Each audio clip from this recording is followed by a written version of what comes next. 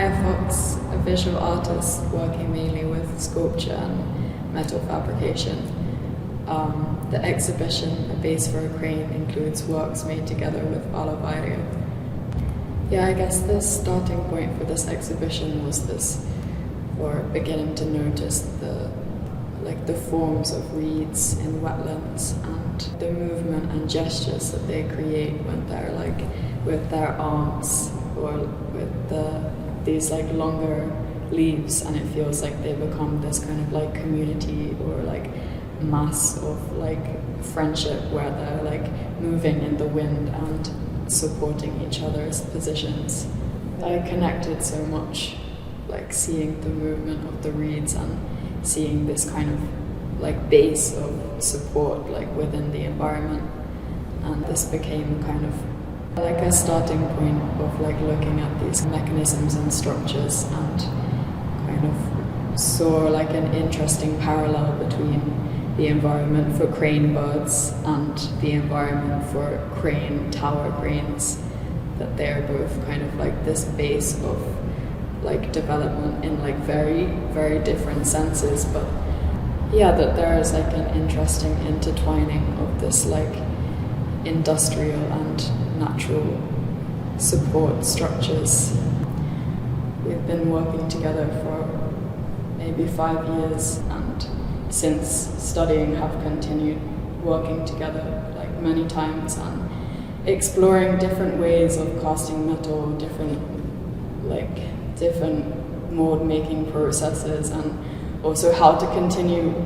this metal casting outside of school institution where you have access to so many tools and facilities, and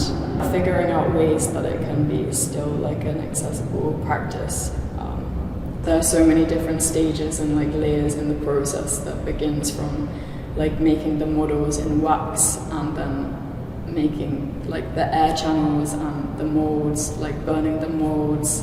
and then casting the metal, and then after that finishing the metal and welding, and there are so many different stages involved. Some of the works have been made with this more traditional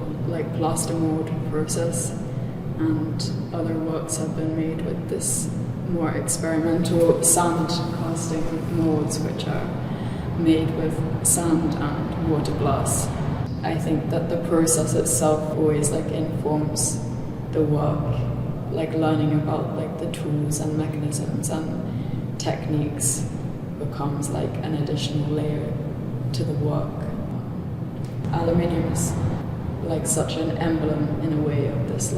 modern world and invention and engineering, and such a light material that is so strong,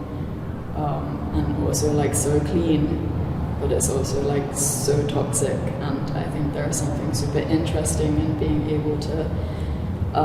use this material, or this super industrial material, in a way that you can still have this really hand touch and sensitive aspect, and yeah, that it creates a really interesting contrast between this ultra industrial process to something that can be so intimate and handmade. Or feels that I'm kind of trying to find this sensitivity in maintaining this handcraft, and also looking at traditional techniques such as weaving and knitting, and these quite intimate and also domestic crafts, and then combining this with a more industrial process feels that I'm able to find some kind of sensitivity through these really industrial materials. I've been super interested in these kind of mechanical or engineered structures, and then finding a parallel or some kind of connection between more natural structures and support systems, and how they can kind of hold each other. And I think that this crane structure has, for me, kind of become a metaphor, or an interface of thinking about how things evolve, and what are the structures and foundations of growth and nourishment and support.